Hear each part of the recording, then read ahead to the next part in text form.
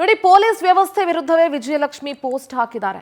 Negative comments ಮಾಡಿದವರ ವಿರುದ್ಧ ಕ್ರಮ ಯಾಕಿಲ್ಲ ಅಂತ ಪೋಸ್ಟ್ ಮಾಡಿದ್ದಾರೆ ವಿಜಯಲಕ್ಷ್ಮಿ ದರ್ಶನ್.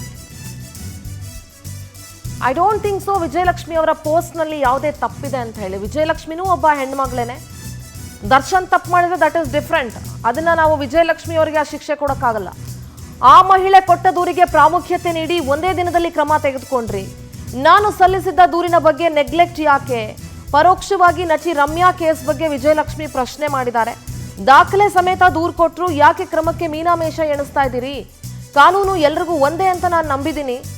ನಾನು ಸಲ್ಲಿಸಿದ ದೂರನ್ನ ಸಂಪೂರ್ಣವಾಗಿ ನಿರ್ಲಕ್ಷಿಸಿದ್ದಾರೆ ಅಂತ ಇನ್ಸ್ಟಾಗ್ರಾಮ್ನ ಅವರ ಸ್ಟೋರಿಯಲ್ಲಿ ಪೋಸ್ಟ್ ಹಾಕಿ ವಿಜಯಲಕ್ಷ್ಮಿ ತಮ್ಮ ದುಃಖ ಅಥವಾ ಏನು ಹೇಳ್ಬೋದು, ತಮ್ಮ ಬೇಸರವನ್ನು ವ್ಯಕ್ತಪಡಿಸಿದ್ದಾರೆ ಅಂತ ಹೇಳ್ಬೋದು.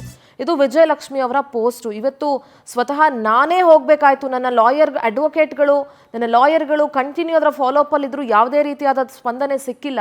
ಇವತ್ತು ಸ್ವತಃ ನಾನೇ ಹೋಗಬೇಕಾಯ್ತು, ನಾನೇ ಬರಬೇಕಾಯ್ತು ಅದನ್ನು ನೆನಪು ಮಾಡೋದಕ್ಕೆ ಅಂತ ಪೋಸ್ಟ್ ಹಾಕಿದ್ದಾರೆ.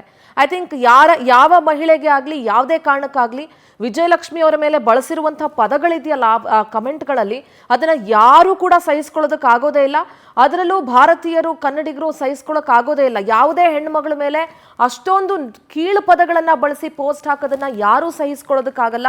ಅಟ್ ದ ಸೇಮ್ ಟೈಮ್ ಕಾನೂನು ಎಲ್ರಿಗೂ ಒಂದೇ ಅಂತ ಬರೀ ಬಾಯಿ ಮಾತಲ್ಲಿ ಹೇಳಿದ್ರೆ ಸಾಲಲ್ಲ, ಅದನ್ನ ಪೊಲೀಸ್ ಇಲಾಖೆ ನಿರೂಪಿಸಬೇಕಾಗತ್ತೆ.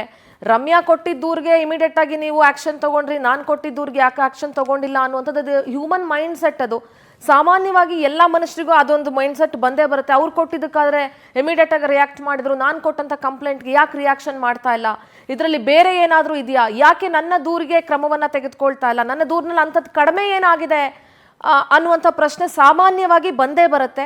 ಅದು ಹ್ಯೂಮನ್ ಸೈಕಾಲಜಿ, ಇದು ಹ್ಯೂಮನ್ ನೇಚರ್. ಅದು ವಿಜಯಲಕ್ಷ್ಮಿ ಅವರು ಪ್ರಶ್ನೆ ಮಾಡಿದ್ರಲ್ಲಿ ನನಗೇನೋ ತಪ್ಪು ಅಂತ ಅನ್ನಿಸ್ತಾ ಇಲ್ಲ.